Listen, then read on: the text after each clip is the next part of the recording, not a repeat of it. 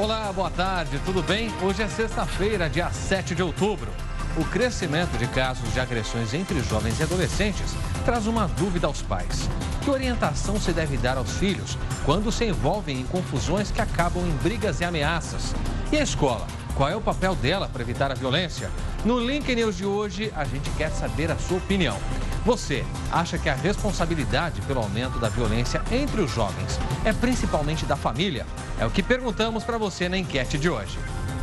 Boa tarde, a gente quer que você participe do jornal. Use a hashtag LinkRecordNews. Nós estamos com transmissão simultânea no portal R7 e falamos de São Paulo para todo o Brasil e para vários países pela Record News Internacional. Agora vamos aos destaques de hoje. Depois de deixar mais de 840 mortos no Haiti, furacão chega à Flórida, deixa um morto e dezenas de abrigos lotados. O furacão Matthew causou destruição aqui no sul da Flórida durante a sua passagem na noite de ontem e também parte da madrugada dessa sexta-feira. E agora avança em sentido norte do estado. Após 31 dias de paralisação, termina a maior greve dos bancários. Trabalhadores da Caixa continuam de braços cruzados na Grande São Paulo. Inflação desacelera e é a menor para setembro desde o ano de 98. Mas ao longo de 12 meses está em 8,48%. Divida a sua opinião com a gente, participe do nosso jornal, porque começa agora o Link Record News.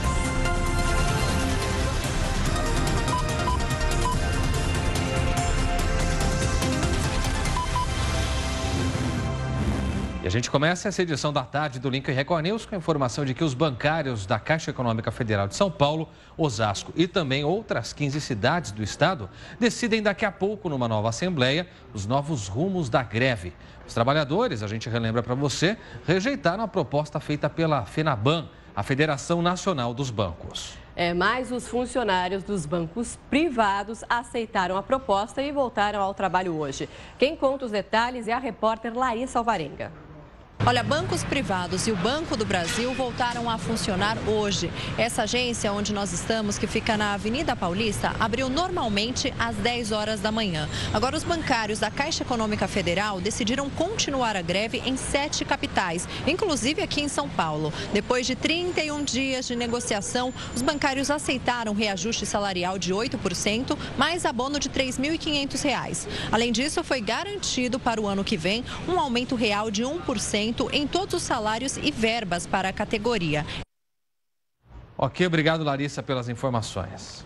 Bom, agora uma boa notícia para quem está esperando. A Receita Federal já liberou nesta sexta-feira as consultas ao 5º lote de restituições do Imposto de Renda 2016. Os lotes residuais de 2008 a 2015, para quem caiu na malha fina, também podem ser consultados. Estão incluídos neste grupo desse 5º lote de restituição, do imposto de renda, neste ano 2.166.115 contribuintes, totalizando 2,5 bilhões de reais só nas restituições. O pagamento, é bom a gente reafirmar para você, será feito no dia 17 de outubro. Os valores serão corrigidos em 6,71%. E olha, cerca de 30 mil brinquedos falsificados foram apreendidos pela Polícia Civil em Fortaleza. Os produtos foram produzidos com material de baixa qualidade, incluindo até lixo hospitalar. Em Fortaleza, os policiais encontraram material sendo montado para comercialização em um depósito no centro. Nenhuma nota fiscal de entrada, como também não existe nota para saída, tenha consciência e confirme que realmente são produtos pirateados. Na operação foram detidos 2 chineses e 2 cearenses que foram apontados como proprietários desta mercadoria. Aqui na Delegacia de Defraudações, eles foram ouvidos e após foram liberados. Os 4 irão responder ao artigo 190, que corresponde ao crime contra a propriedade industrial. Uma cópia é grosseira. Se você pegar qualquer material desse daí, tá certo? Até o odor da tinta, né? É um odor diferenciado, é uma tinta bem forte. O preço é muito aquém do praticado, tá certo? Então, pelos produtos, realmente os legítimos produtos. De acordo com a polícia, cerca de 30 mil pacotes de brinquedos de procedência duvidosa foram apreendidos. Até o Dia das Crianças, outra operação como esta deve ser realizada na tentativa de combater o crime de falsificação. E agora a gente faz uma denúncia. Creches clandestinas estão funcionando dentro de apartamentos. Algumas recebem até 9 crianças. O alvará de funcionamento, segundo a dona de uma delas, é a autorização do síndico. O anúncio corre pelas redes sociais e atrai as mães, destacando um problema vivido por muitas delas: onde deixar os filhos. A solução estaria perto de casa, bem perto.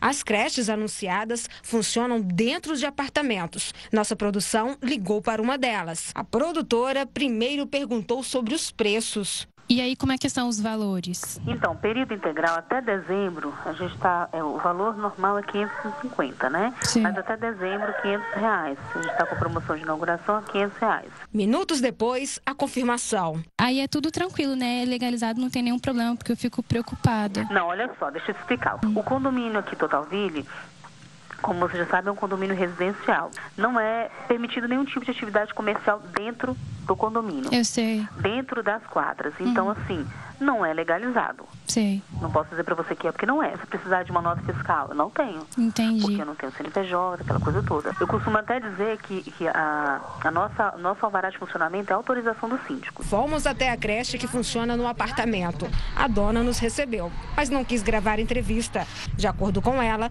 9 crianças estão matriculadas no local atualmente. Aqui vocês funcionam legalmente? Aqui, eu tenho autorização do síndico. Do síndico? Sim, sim. E da Secretaria de Educação? A gente ainda está procurando espaço para mudar daqui, em breve. É? Em breve. Eu não sei se para outras mães, né, verifica como vantagem, mas assim, o risco porque são instituições que não têm um registro de empresa, né? Foi perguntado para declaração de imposto de renda, eles não emitem nenhum tipo de documento. De acordo com a Secretaria de Educação, as instituições podem funcionar em lotes residenciais, desde que eles estejam adaptados para receber os estudantes e tenham licença de funcionamento emitida pela administração da região, como regimento interno e proposta pedagógica, além de avaliar se a estrutura aprovada pela administração regional segue a norma educacional, como acessibilidade, espaços para recreação e refeitórios. Um apartamento jamais pode servir para ser uma creche. A creche ela tem que ter um espaço físico já determinado, por isso é importante a visita dos técnicos da Secretaria de Educação para poder verificar as condições de segurança para as crianças. Agora fica uma pergunta, desde quando o síndico é autoridade para dizer se há recomendação, regularidade para uma situação dessa acontecer? Se existe isso, novamente a gente reforça aqui, Marcela, é porque os pais permitem. Quando existe ilegalidade é porque alguém está aceitando essa ilegalidade.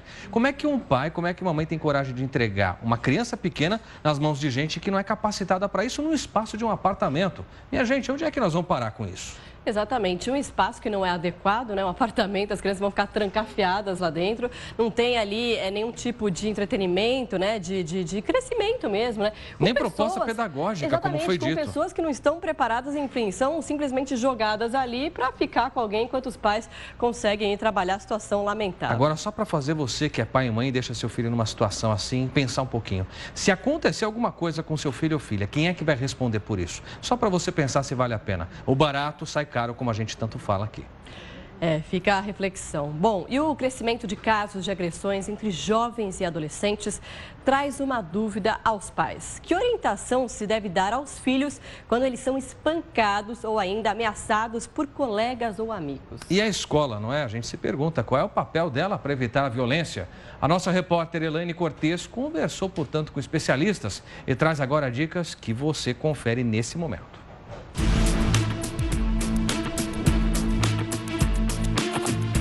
De óculos, uma partida de futebol, a disputa por um namoradinho. Um motivo banal pode acabar numa tragédia. Afinal, o que leva crianças e adolescentes partirem para a agressão quando se sentem contrariados? O que você diz para o seu filho quando ele chega em casa chorando e relata que apanhou na escola? Ensina a revidar? Orienta a não reagir? Como impor o respeito sem agir da mesma maneira? Perguntas que têm atormentado muitos pais. Eu me senti incapaz, sabe? De não saber o que acontece com ele lá dentro. De saber que eu não posso fazer nada.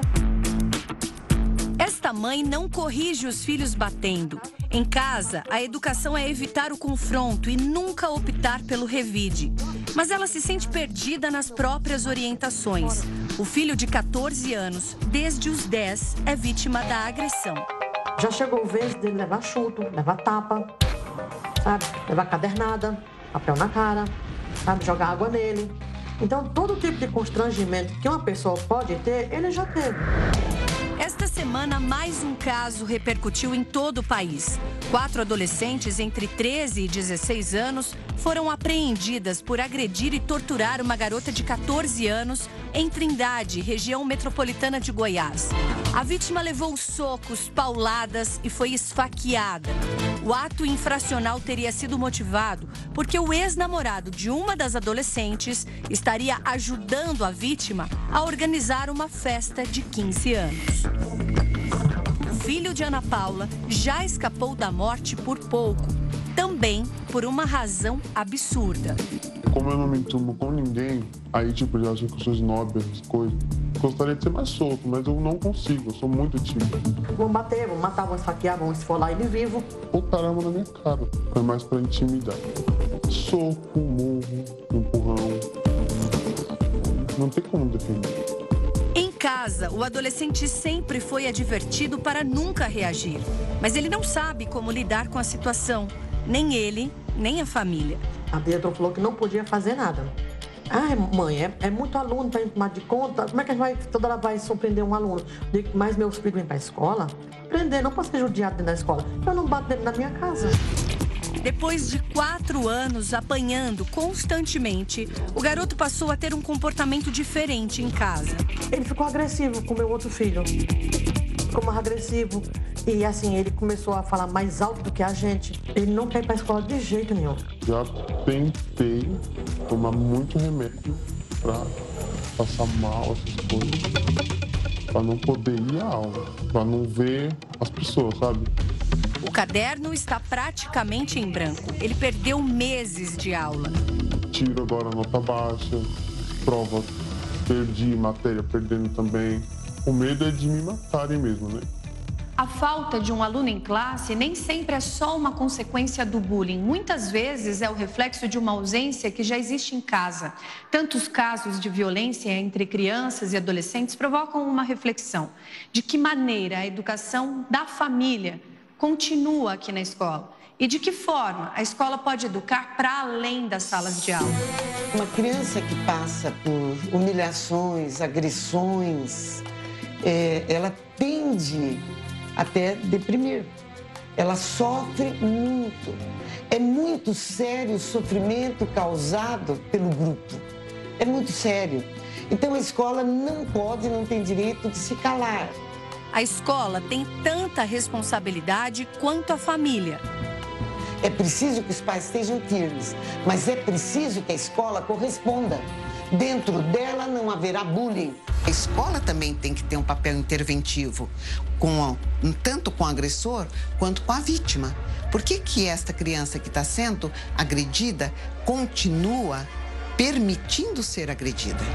Orientar o respeito ao próximo é tão importante quanto ensinar os filhos a terem segurança para escapar de um conflito, sem se tornarem reféns de um ciclo de agressões.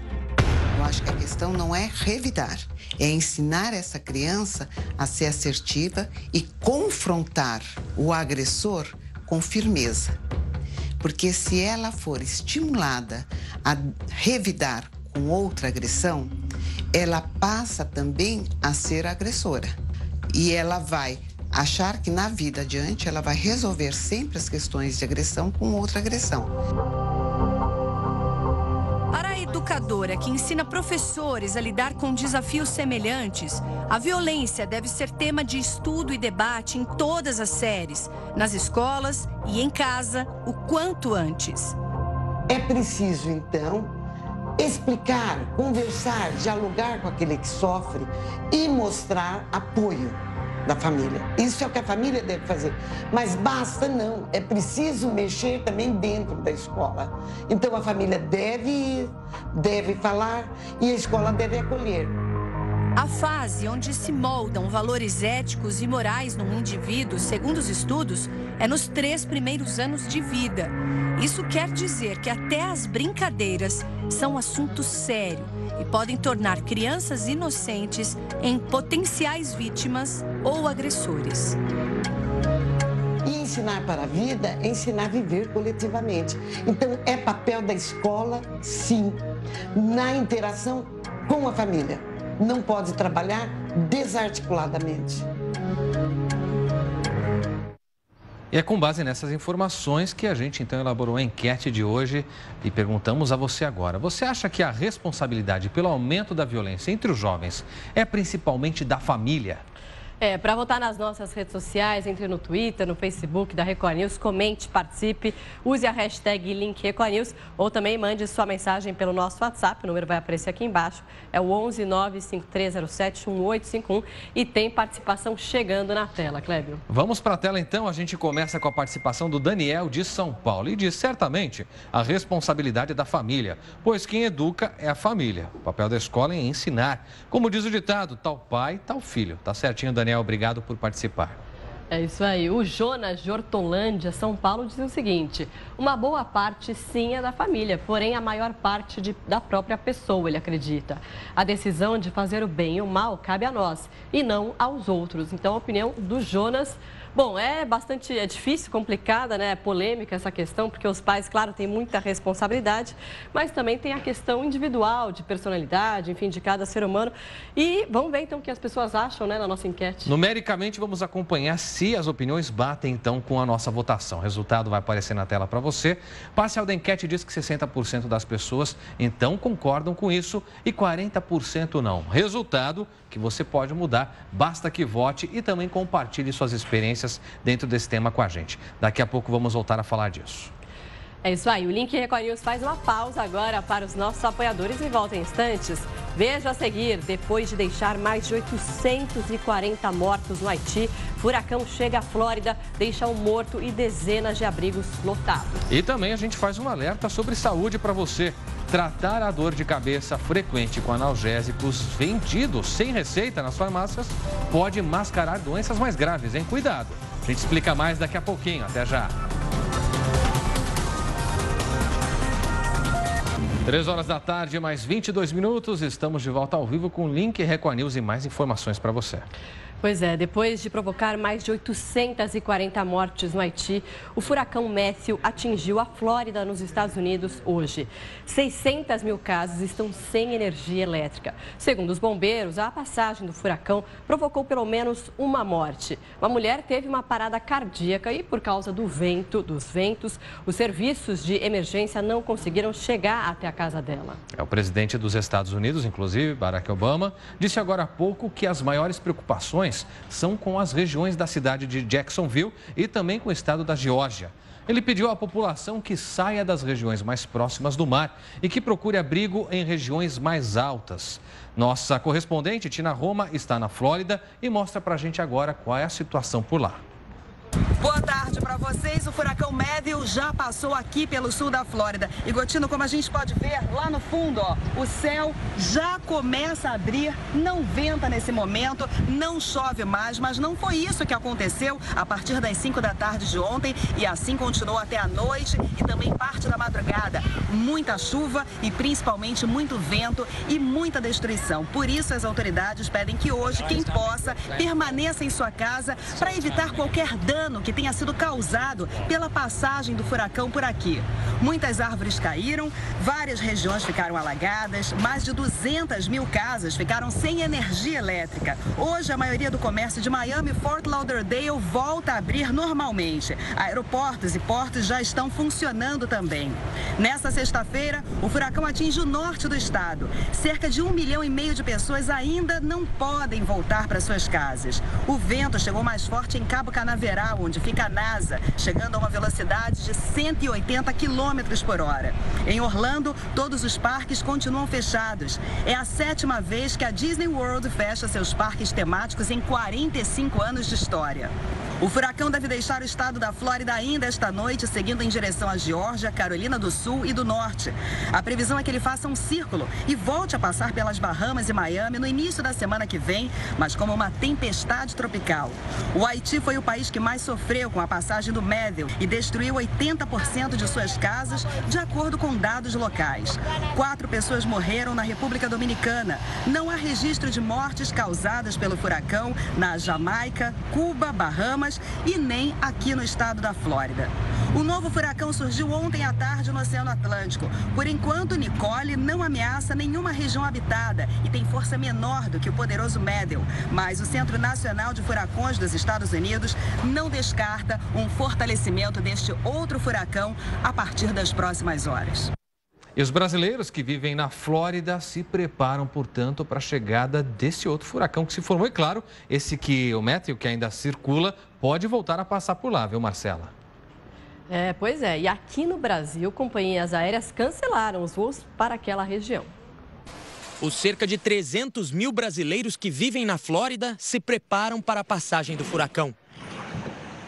O biólogo José Rodrigues, que mora em Miami há 17 anos, deu uma entrevista por Skype. Estou aqui com o apartamento tudo estocado de comida, de água, com baterias. A atriz Larissa Manoela também está na Flórida e mandou recado aos fãs. E a gente está aqui para tranquilizar todos vocês, dizer que já estamos em casa. No site do Itamaraty, o Brasil divulgou nota de solidariedade às famílias das vítimas, aos povos e aos governos de Cuba e do Haiti. A nota ainda informa que, até este momento, não há registros de cidadãos brasileiros entre as vítimas. O site do Consulado Geral do Brasil em Miami informa que vai trabalhar em regime de plantão até o dia 10 de outubro. Isso por causa da passagem do furacão e do feriado de Columbus Day, que será na segunda-feira. E divulga telefones para os casos de emergência. Aqui no Brasil, 2 companhias aéreas já avisaram os passageiros sobre cancelamento de voos. A Azul informou que os voos 8706 e 8707 entre Campinas, no interior paulista, e Orlando, na Flórida, previstos para esta sexta-feira, foram cancelados. A Latam divulgou uma nota dizendo que alguns voos poderão ser afetados por causa do furacão. A Latam diz que está monitorando as condições meteorológicas para manter os clientes informados sobre os voos. Os passageiros afetados poderão alterar o voo ou a data, ou optar por outro destino sem pagar multa ou ainda pedir a devolução do bilhete. Os clientes da Azul serão reacomodados em outros voos da companhia ou poderão pedir o reembolso integral dos bilhetes. Hora de falar de coisa boa, porque segunda-feira tem novidade para você aqui na Record News. Nossa equipe estará toda preparada e está preparando várias surpresas para você.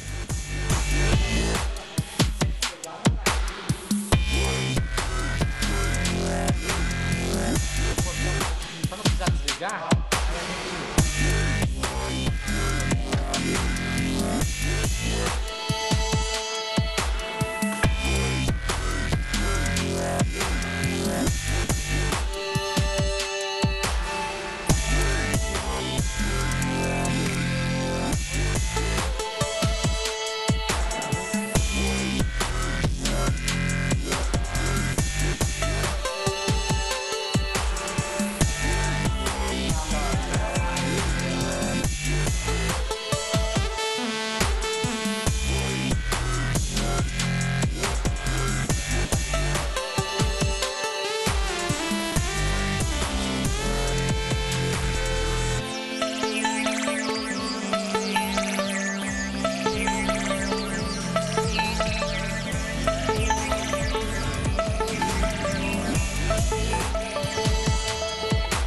Que novidades serão essas? Você deve estar se perguntando. Será que a gente conta?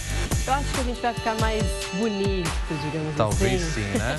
Essa pode ser uma das novidades. É uma delas. Agora, o importante é o seguinte, Marcela. Você quer saber o que vai acontecer? A segunda-feira, às 8 da noite, nós teremos um programa especial onde todos os detalhes serão trazidos à tona. Tudo que a gente quer é ficar ainda mais perto de você, é levar mais informação para você. Então, segunda-feira, 8 da noite, o Clébio e a Lidiane vão apresentar um programa especial para apresentar algumas mudanças da Record News. Os outros apresentadores também vão participar, vai estar todo mundo aqui esperando então a sua audiência para ver então as nossas mudanças. A gente espera você. Espalhe essa notícia por aí que segunda-feira tem novidade aqui, hein? Às 8 da noite. Enquanto não chega a segunda, a gente traz mais informações para você. Inclusive, essa é importante, hein? Se você que está nos acompanhando agora vira e mexe e sofre com dor de cabeça, muita atenção. Tratar esse problema com analgésicos vendidos sem receita nas farmácias pode mascarar doenças muito graves, viu, Marcelo? E o alerta dos médicos para quem abusa desses medicamentos sem orientação de um especialista. Alívio imediato em comprimidos ou gotas. A promessa está na embalagem, mas a automedicação para acabar com uma simples dor de cabeça pode esconder ou até agravar algum problema de saúde. As mais comuns são as chamadas primárias, como a dor tensional. A pessoa sente uma espécie de aperto e a causa pode ser ansiedade, distúrbios do sono, consumo de bebida alcoólica ou outros motivos mais leves. Já a enxaqueca é mais forte, atinge só um lado da cabeça, causa náuseas, deixa a pessoa sensível à luz e barulhos e pode durar de 4 a 72 horas. As dores secundárias têm várias causas, desde a sinusite até problemas graves como trombose ou algum trauma, e precisam ser investigadas. Quando você pensa em dores de cabeça mais preocupantes, as doenças de maior risco seriam os sangramentos, principalmente nas dores súbitas, os tumores ou as lesões que ocupam o espaço. Geralmente você tem sintomas neurológicos associados, os quadros infecciosos, que também exigem um atendimento um pouco mais rápido. A dor momentânea desaparece, mas o uso de analgésicos sem orientação médica é um risco. O primeiro é você atrasar o diagnóstico de uma doença importante. Segundo é você escolher um remédio inadequado, que não vai resolver o problema ou que vai fazer mal ao organismo. O terceiro problema é que quem tem muita dor de cabeça com muita frequência, às vezes passa a se acostumar e tomar remédio quase todo dia. O uso excessivo de analgésico, ele piora a frequência da dor. Melissa sabe o mal que o uso indiscriminado de analgésicos pode causar. Durante 4 anos, a jornalista sofreu muito com as enxaquecas e, por conta própria, comprava medicamentos cada vez mais fortes, dosagens mais altas, mas as dores só pioraram. Até uma vez que eu parei no hospital e eu não conseguia ficar de olho aberto porque tudo incomodava. Só depois de muito tempo e de passar por vários médicos, ela descobriu que as enxaquecas insuportáveis eram causadas por outro remédio, o anticoncepcional e seus hormônios sintéticos. Eu usava ele para tratar uma doença e acabou criando outra. E agora, tirando esse remédio, o atual médico que está cuidando do meu caso disse que os sintomas tendem a desaparecer. Melissa parou de tomar pílula e as dores diminuíram 80%. Agora não gasta tanto na farmácia e antes consulta o médico. Agora a gente fala sobre a campanha do Outubro Rosa. Isso porque uma pesquisa do Instituto Nacional de Câncer aponta que em 66% dos casos de câncer de mama é a própria mulher quem detecta os primeiros sinais da doença. Por isso é muito importante que todas tenham informações sobre esse mal. Para conversar com a gente, então, esclarecer todas as dúvidas sobre a campanha e também as prevenções existentes a respeito do câncer de mama, eu recebo aqui ao vivo a médica mastologista do Hospital Pérola Baiton, doutora Ana Luísa Faria. Doutora Ana, mais uma vez, muito obrigado por conversar com a gente sobre um tema tão importante. Obrigada a vocês pelo convite. Agora, doutora, esse dado é extremamente importante. Mais da metade das mulheres consegue chegar a esse diagnóstico. Isso quer dizer que a prevenção pelo toque, pela tentativa de, em si mesmas, localizarem o mal é muito importante. Explica pra gente desde que idade é possível que a mulher faça isso. O autoexame ele pode ser feito a partir de qualquer idade. A partir dos 20, 25 anos, a mulher pode ter um conhecimento sobre a sua própria mama, para que, caso ela identifique algum problema, ela vá procurar um médico para esclarecer aquela dúvida, tá? A questão é que nós deveríamos ter mais acesso a consultas médicas, mais acesso a métodos diagnósticos, principalmente para as mulheres acima dos 50 anos, e que não fosse elas realmente que detectassem durante o autoexame esse tipo de tumor, mas perante a nossa realidade ainda dentro do Brasil, seria interessante que elas conhecessem um pouco sobre a própria mama, se houve alguma mudança, não só em relação ao nódulo, mas na cor da pele da mama, na saída de uma secreção, ou numa retração do bico para dentro da mama, coisas que ela notou que não eram comuns à mama dela anteriormente. Perfeito. Doutora, a gente vem falando muito sobre a questão da prevenção e também dos cuidados, é assim que se descobre o quanto é importante se dedicar ao tratamento. Então, sobre o tratamento, queria que a senhora explicasse para a gente, por exemplo, como as mulheres podem, então, de certa forma, tentar melhorar pós-tratamento, qual é a expectativa e perspectiva de uma cura, porque a gente percebe assim, é um tratamento que judia bastante no português correto, Sim. né? Diminui muito, inclusive, até mesmo os anticorpos, faz com que a mulher fique mais frágil ou quem quer que passe por uma quimioterapia, por exemplo. Então, de que forma ela pode encarar positivamente isso para que a cura venha de forma mais rápida também?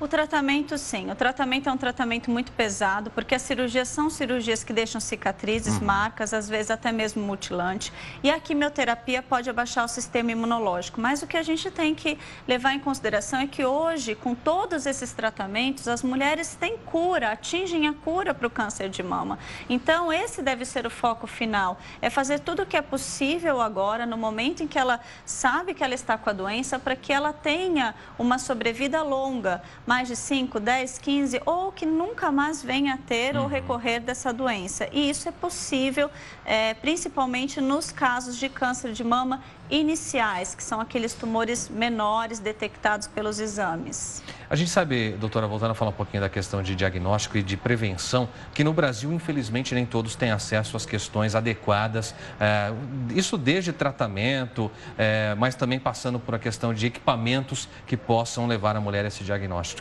Como é que elas podem buscar isso, então, com essa carência que nós temos em todo o país? Eu vou dar um dado muito interessante para vocês, que no Brasil não faltam mamógrafos. Não falta? Não, na verdade eles estão mal distribuídos ou sem manutenção. Então, a maior questão é justamente a gente otimizar aquilo que nós já temos, para que as mulheres realmente tenham acesso ao rastreamento adequado. Mas, perante essa realidade do que não há, o que nós podemos fazer com o que há? É realmente passar com uma consulta ginecológica para que o próprio médico examine as mamas pelo menos uma vez por ano e que se detecte pequenas anormalidades, para que elas não cheguem a crescer e cheguem para nós, para o tratamento, em estadiamentos mais avançados. Porque aí, claro, a cura vai ser muito mais complicada. Sim, com certeza. Eu queria te fazer duas perguntas que são bastante, digamos assim, incomuns. A primeira delas é em relação ao homem, porque muito se fala sobre a questão da doença desenvolvida em mulheres, mas pouca gente sabe que o homem também pode desenvolver e que no caso do homem é muito severo e muito mais grave. Conta um pouquinho pra gente sobre isso. Sim, 1% dos casos de câncer de mama, eles acontecem no homem, tá? Então, é muito mais difícil fazer esse diagnóstico, primeiro porque o homem nem lembra que ele tem mamas, nem lembra de examinar as mamas. Segundo, porque nós não temos métodos de rastreamento, nem faixa etária para esse tipo de câncer. Então, é importante que o homem também faça de vez em quando uma palpação perto do mamilo para ver se ele não sente nenhuma tumoração, se ele não sente nenhum nódulo. E qual homem que costuma ser mais acometido? Naqueles em quais nós temos alterações genéticas, que são homens que têm mãe, irmã, tia com câncer de mama. São homens que talvez devessem prestar um pouco mais atenção nas próprias mamas. Perfeito. Para a gente finalizar, então, um resumão geral sobre os cuidados. Só para deixar bem claro, já que estamos no Outubro Rosa, deixar bem enfatizado para o nosso público feminino, masculino, porque o homem, como a gente disse, pode ser acometido, mas acima de tudo, a responsabilidade dele, aquele que é casado, que é noivo, que namora, em ajudar, em levar a companheira a perceber a importância de tão cedo buscar auxílio ou buscar conhecimento, diagnóstico, é muito importante. Fala um pouquinho para a gente do resumo geral, idade, tudo que precisa se preocupar a respeito do tema. Só vou colocar uma coisa bem rapidinha. Homens, por favor, acompanhem as suas mulheres durante o tratamento, porque isso é de extrema importância para a aderência delas ao tratamento. Tanto homens quanto mulheres, a incidência é maior acima dos 50 anos, então as mulheres principalmente devem se atentar mais às mamas após os seus 50 anos. Homens são só em casos em que a gente tem uma história familiar muito positiva. Caso se detecte algum nódulo, principalmente nódulos endurecidos ou alterações de pele, tipo casca de laranja ou fluxo pelo mamilo ou endurecimento do bico do seio, retração dele para dentro da mama, todas essas mulheres devem procurar o atendimento médico o mais rápido possível. Perfeito. Muito obrigado, doutora Ana, pelos esclarecimentos. Esperamos recebê-la aqui em outras ocasiões para trazer mais informações tão preciosas como essa. Obrigada a vocês. Muito bem, a gente fala agora de eleições. O Instituto Datafolha divulgou a primeira pesquisa de intenção de votos no segundo turno para a Prefeitura do Rio de Janeiro. Marcelo Crivella, do PRB, aparece na frente. Crivella, do PRB, tem 51% das intenções de voto. Marcelo Freixo, do PSOL, 30,2%. 12,4% dos eleitores disseram que não votariam em nenhum dos candidatos. E 6,3% ainda não sabem em quem votar. Considerando apenas os votos válidos, ou seja, sem contar brancos, nulos e indecisos, Crivella, do PRB, aparece com 62,8% dos votos e Marcelo Freixo, do PSOL, com 37,2%. A Paraná Pesquisas perguntou também em quem o eleitor não votaria de jeito nenhum. A rejeição de Marcelo Freixo chega a 51,1% e a de Crivella a 36,7%. 7,7% dos entrevistados não souberam responder e 13,8% disseram que poderiam votar nos dois. Lembrando que a margem de erro dessa pesquisa é de 3 pontos percentuais para mais ou para menos. E o nível de confiança da pesquisa é de 95%. O Datafolha ouviu 1.151 eleitores nos dias 5 e 6 de outubro. A pesquisa está registrada no Tribunal Regional Eleitoral do Rio de Janeiro. E a polícia fechou uma feira que funcionava irregularmente na região central de São Paulo. Os ambulantes vendiam comida sem nenhuma higiene. 3 pessoas foram presas em flagrante. Os caranguejos ainda vivos foram levados para a delegacia dentro deste saco plástico. Os investigadores e agentes da Vigilância Sanitária apreenderam também carne crua de várias espécies e vegetais. Produtos de origem animal, como carcaça de frango, carcaça de pato, exposto em temperatura ambiente, sem inspeção oficial, portanto de origem clandestina. E esses produtos todos representam, então, risco à saúde pública. A feira livre, onde os alimentos foram apreendidos, funciona no centro de São Paulo. O jornalismo da Record denunciou o comércio clandestino na semana passada. O que é isso? Esse aqui é pato? É. Quanto é o pato? 58, 66. Depende do peso, né? Com uma câmera escondida, mostramos carne exposta sem nenhuma refrigeração. Alimentos sendo vendidos sem higiene.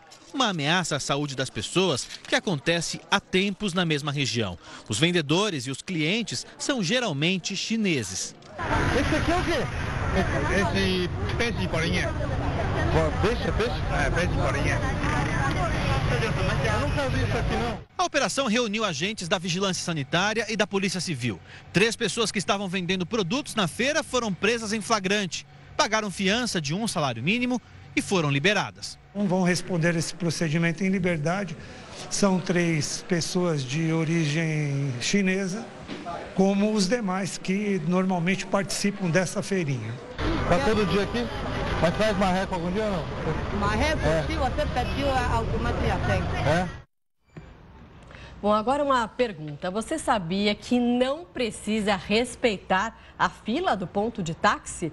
O passageiro pode escolher o carro que preferir. A lei é de 2000, mas quase ninguém conhece. Será que os taxistas aceitam bem essa determinação? Veja na reportagem de Maurílio Goldner.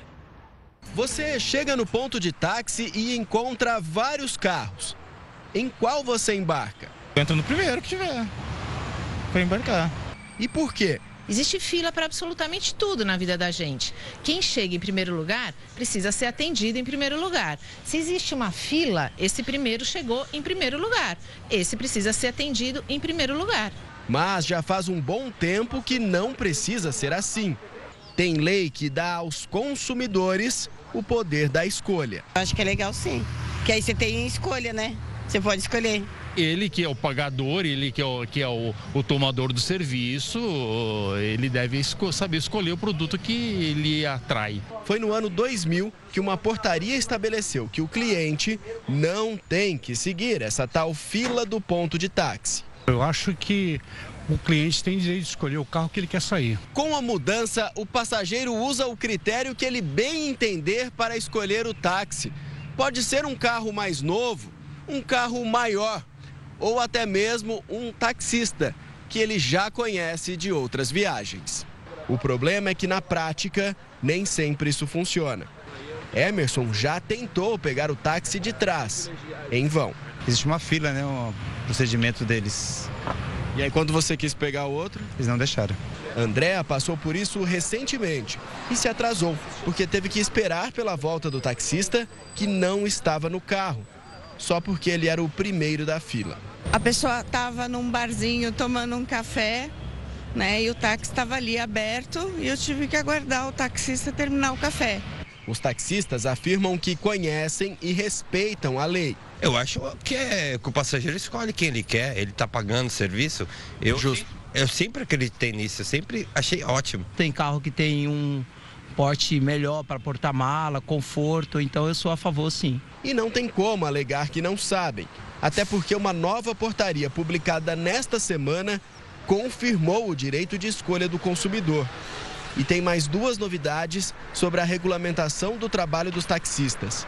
Uma é que eles são responsáveis pela manutenção do ponto. A outra é a que estabelece que a prioridade no atendimento é do passageiro que está no ponto. Em segundo lugar, o passageiro que liga para o telefone do ponto. Depois, o passageiro que aciona o taxista pelo aplicativo. E por último, quem liga direto para o celular do taxista. Sempre foi assim, não teve problema, não vai ter problema. A profissão de taxista vem passando por transformações nos últimos anos na capital. A prefeitura editou medidas obrigando que eles se vistam melhor, aceitem cartão de crédito e até pelo fim da Bandeira 2. Ações que melhoram a concorrência com os aplicativos de motoristas particulares, como o Uber. No fim, quem fica mais forte é o consumidor. Basta exigir e conhecer os seus direitos. Vamos divulgar essa lei que não é nova, para que as pessoas tomem ciência e possam fazer melhor uso dos seus próprios direitos. Sobre a economia, a inflação medida pelo Índice Nacional de Preços ao Consumidor Amplo, IPCA, desacelerou para 0,08% em setembro, após ficar em 0,44% no mês anterior. Segundo dados do IBGE, essa é a menor variação para o mês desde o ano de 98. Em setembro de 2015, o IPCA avançou 0,5%. A maior influência para a desaceleração no mês foi dos alimentos e bebidas, grupo que registrou queda de 0,29%. Os preços do leite, que subiam sistematicamente desde o início do ano, caíram 7,89%. O governo federal e o Congresso preparam a reforma trabalhista e as mudanças na lei foram tema de um congresso em São Paulo. As relações trabalhistas foram o principal tema do evento, que destacou a importância da vontade do empregado nas negociações com os patrões. Os participantes falaram sobre a modernização da lei para evitar conflitos, diminuir a burocracia e aumentar as contratações.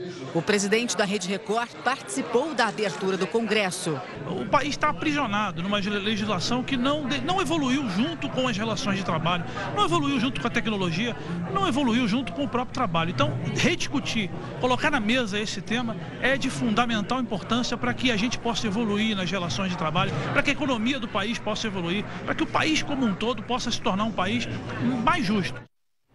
Muito bem, a gente aproveita agora para fazer uma rápida pausa para os nossos apoiadores, mas o Link Record News volta em instantes. Até já. 3 horas da tarde, mais 52 minutos. Estamos de volta com o Link Record News. De volta com uma pesquisa que avaliou hábitos de meninos e meninas de 12 anos e chegou a uma conclusão alarmante. Metade das crianças da Grande São Paulo está acima do peso. Elas até sabem o que não faz bem. As gorduras, né? Porque eu e a minha irmã mais velha, a gente gosta de comer a gordura, assim, do bife. Mas sempre tem uma coisa ou outra que é mais difícil resistir. Chocolate. Mais complicado ainda é trocar o celular por qualquer tipo de exercício físico. Eu não gosto muito de fazer o treino, porque às vezes eu durmo à tarde, aí eu fico com preguiça de acordar para ir me trocar. Elisa tem 9 anos, Gabi tem 11. As duas estão acima do peso. Um colesterol alto nessa idade não é nada bom, com problemas cardíacos, então eu fiquei muito preocupada com isso. Uma pesquisa que acaba de ser divulgada avaliou os hábitos e o estilo de vida de crianças de 0 a 12 anos na região metropolitana de São Paulo. O resultado não surpreendeu os especialistas, mas aumentou e muito a preocupação. Pelo menos metade dessas crianças está acima do peso, consome em excesso produtos que não precisa tanto e ingere de menos nutrientes indispensáveis à saúde e ao desenvolvimento. O estudo revela que crianças consomem hoje menos vitaminas, enquanto a ingestão de sódio só aumenta. A criança vai seguir o exemplo dos pais. Então, de nada adianta o pai pedir para a criança ficar andando de bicicleta ao redor do quarteirão e comer frutas e verduras, enquanto ele passa a tarde na frente da televisão comendo amendoim, por exemplo, vendo o jogo de futebol. Além da alimentação inadequada, mais da metade das crianças são sedentárias e passam cerca de 4 horas por dia em frente do computador, videogame, celular e tablets. A mãe da Gabi procurou um nutricionista e estimula a filha a se exercitar todos os dias da semana. Mudança de hábito na infância em nome da saúde. Para mim, eu acho que tá com peso bom e bem saudável. Tem que se alimentar de uma forma correta. Muito bem, Outubro Rosa é o mês da conscientização do câncer de mama. Por isso, fica a dica de hoje, é justamente sobre isso, com a doutora, inclusive, Ana Luísa, que explica melhor como se deve fazer o autoexame. Dá uma olhada. Olá, sou a doutora Ana, sou mastologista do Hospital Pérola Baito. Estou aqui no Outubro Rosa com vocês para orientar algumas mulheres de quais alterações são suspeitas e que deveriam ser investigadas na mama. Toda mulher que tiver acima dos 50 anos já deveria iniciar o seu rastreamento mamográfico, procurando as unidades básicas de saúde e solicitando ao seu ginecologista que se inicie a mamografia. E naquelas que detectam alterações na própria mama em qualquer idade, elas deveriam procurar o médico clínico, o mastologista, ginecologista, qualquer médico na unidade básica de saúde. E quais são essas alterações suspeitas de câncer de mama? Qualquer nódulo endurecido na mama, qualquer aumento do volume mamário que não fosse detectado anterior, deveria levar a mulher a procurar essas unidades básicas de saúde. Também, fluxo de sangue espontâneo saindo pelo bico do seio que suja o sutiã, deveria levar a mulher a procurar um médico. Outras alterações como a mama toda edemaciada. O que é edemaciada? Inchada, como se fosse uma casca de laranja, diferente da outra mama, também deveria fazer a mulher procurar o médico. E quando ela palpa alguma coisa, parecendo uma bola ou uma tumoração embaixo da axila, também são sinais suspeitos para câncer de mama. Ou seja, resumindo, olhe as suas mamas, vá ao espelho e procure se a sua mama tem alguma normalidade em relação à outra. Este exame deve ser feito com a mulher levantando sempre o braço para que ela circule toda a mama e olhe embaixo do braço na axila, assim como também ela deve ser feita em frente ao espelho para que você levante os 2 braços juntos e com isso consiga comparar uma mama em relação à outra, pois às vezes quando a gente levanta os braços nós vamos conseguir ver alterações na pele que você não iria ver se você tivesse com os braços abaixados. O que nós recomendamos do autoexame? Selecione um calendário, uma vez por mês, longe do seu período menstrual, não perto de menstruar, ou seja, menstruei, estou na metade do mês, comece a palpar as suas mamas para ver se você sente algo diferente em relação à outra mama. Cuidado, a mama ela parece um saquinho de feijão, parece que tem vários nódulos pequenininhos. O que não pode é que tenha alguma nodulação maior, que se destaque. Eu explico para as pacientes que não pode achar uma azeitona dentro desse saquinho de feijão. Caso isso aconteça, ela seja endurecida, vá procurar o seu médico para mostrar para ele, para ver se é só uma glândula mamária ou se realmente tem algum nódulo suspeito. Obrigada.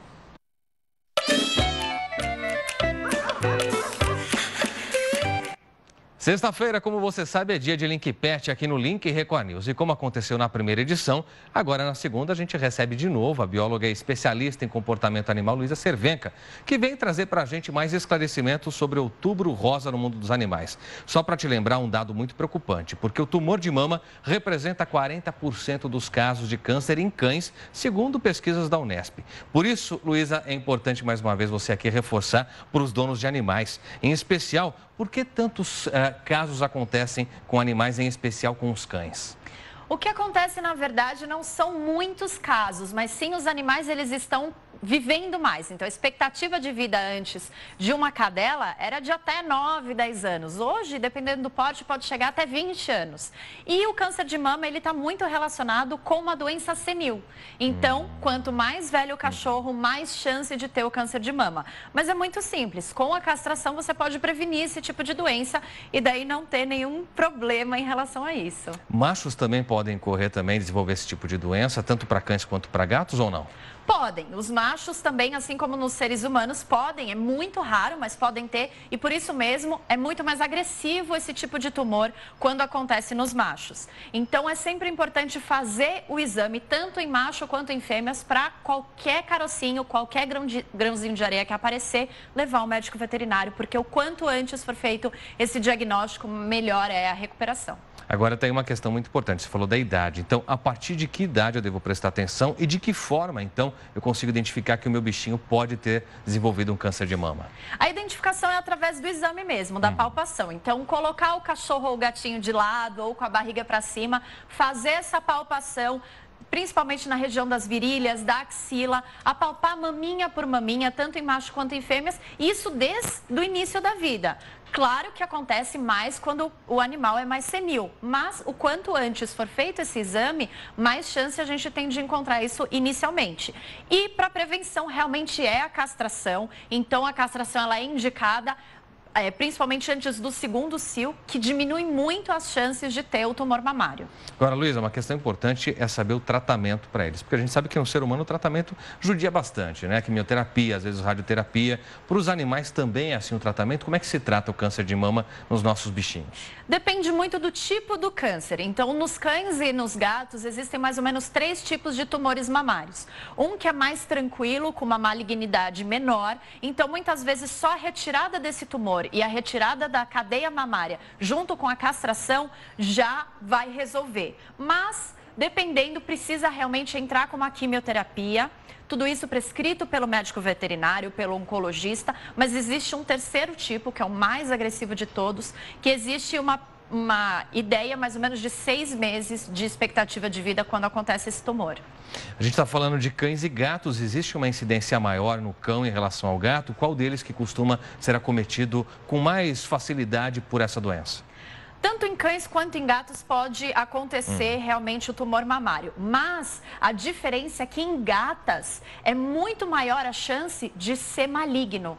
Então, quando aparece algum tipo de carocinho na gata, realmente precisa ser feita a castração, precisam ser retiradas as 2 cadeias mamárias. Então, acaba precisando também muitas vezes de quimioterapia. Então, o pós-operatório da gata também pode ser mais difícil do que do cachorro. Então, essa é a principal diferença entre as cadelas e as gatas. Você falou bastante sobre a castração. Ela pode realmente diminuir as chances de desenvolvimento dessa doença?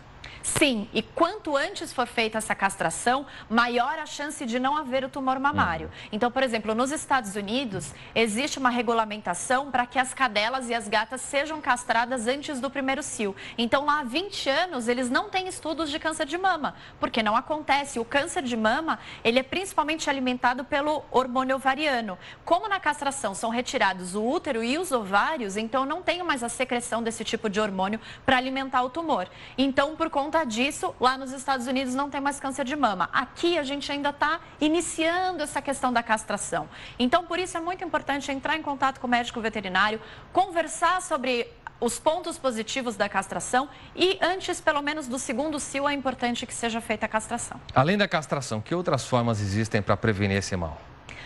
O câncer de mama, ele não está relacionado a fatores ambientais, como, por exemplo, acontece com outros tipos de cânceres, como o câncer de estômago ou o câncer de pulmão.